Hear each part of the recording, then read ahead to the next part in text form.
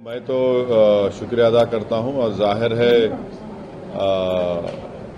पहलगाम के उस अनफॉर्चुनेट और बड़ी हौलनाक वाक़े के बाद जो हमारी गवर्नमेंट ने पाकिस्तान में जो टेररिस्ट हेडक्वार्टर्स को उनको निस्तो नाबूद किया और फिर उसके बाद से जो हालात पैदा हुए आप और हम जानते हैं।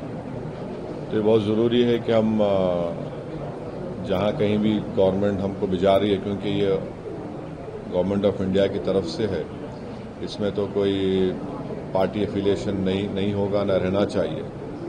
तो जो देश का देश के हित में जो मुल्क में पाकिस्तान और उनके स्पॉन्सर्ड टेररिस्ट की तरफ से जो हमारे मुल्क में आतंकवादी वाक़यात हो रहे हैं, तो ज़ाहिर है उस पर हम तमाम को जाकर उनको बताना पड़ेगा। और भी डिटेल मीटिंग होगी जाने से पहले हमारी, तो उसमें और डिटेल हमको बातें मालूम होंगी। मगर फिलवक़्त तो मुझे लगता है कि हमको तो भारत का जो स्टैंड रहा है कि हम टेररिज्म के ख़िलाफ़ थे, क्योंकि टेररिज्म के हम विक्टिम रहे हैं और ख़ास तौर से एक पड़ोसी मुल्क बार बार हमारे मुल्क में आतंकवाद बोलिए, दहशतगर्दी को यहाँ पर प्रमोट करता है, सरपरस्ती करता है। तो ये उनको इन तमाम एक इम्पॉर्टेंट काम है और इंशाअल्लाह मैं तो पूरी कोशिश करूँगा इस जिम्मेदारी को अच्छी तरह निभाने की।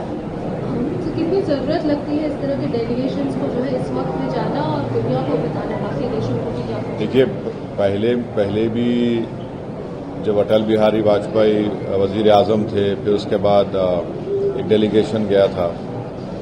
फिर उसके बाद 2008 में जब 26/11 का हुआ, उसमें भी उस वक्त डॉक्टर मनमोहन सिंह की सरकार ने एक डेलीगेशन भिजाया था। तो ये हमारी जिम्मेदारी है, हम पब्लिक के रिप्रेजेंटेटिव हैं, जनता ने हमको चुनकर भिजाया है।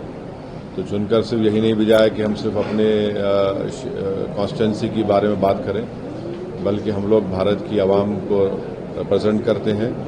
और आज भारत की आवाम बेचैन है, तकलीफ़ में है, और ख़ास तौर से बेचैन और तकलीफ़ में इसलिए है क्योंकि वक्तन फ़ौक़तन ये दहशतगर्दी के, आतंकवाद के वाक़यात होते हैं। और पहलगाम के बाद तो इस देश में बहुत ज़्यादा सब भारत के लोग यूनाइटेड हैं कि टेररिज्म को ख़त्म होना चाहिए। देखिए, हम लोग गवर्नमेंट ऑफ इंडिया, हमारी देश को रिप्रेजेंट कर रहे हैं। कोई हम लोग MIM पार्टी, NCP पार्टी या वो पार्टी को रिप्रेजेंट नहीं कर रहे। हम लोग मेंबर ऑफ पार्लियामेंट ज़रूर हैं, एक पार्टी के तरफ से इलेक्ट हुए हैं, बट ये जो काम है हम अपने मुल्क की नुमाइंदगी करने, मुल्क में क्या हो रहा उन देशों में जाके बताने के लिए, कैसा हमारे मुल्क में हमारी बेटियां बेवा हो रही हैं, हमारे बच्चे यतीम हो रहे हैं, कैसा पाकिस्तान इस मुल्क को डिस्टेबलाइज करना चाहता है। और पूरी दुनिया को ये देखना है कि हमारी फिफ्थ और 4th लार्जेस्ट इकोनॉमी हमारी है।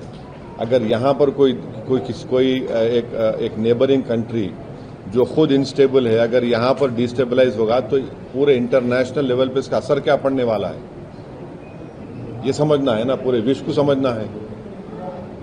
इंडिया कोई मामूली कंट्री तो नहीं है ना।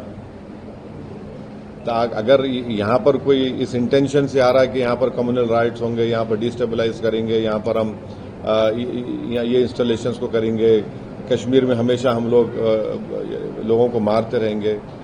और हम ये हरगिज नहीं भूलना है कि 21 सिविलियन की मौत भी हुई है।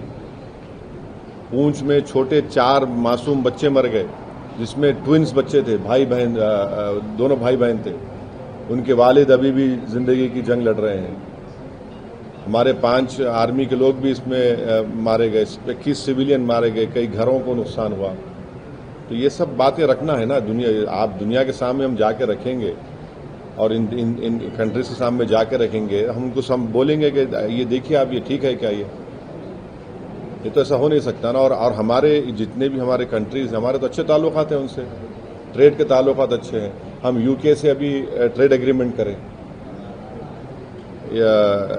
तो तमाम जाए, हम जितने MPs जाएंगे, और जो भी भारत सरकार का पोजीशन और व्यू है उसको हम लोग बेहतर से बेहतर तरीके से रखने की कोशिश करेंगे।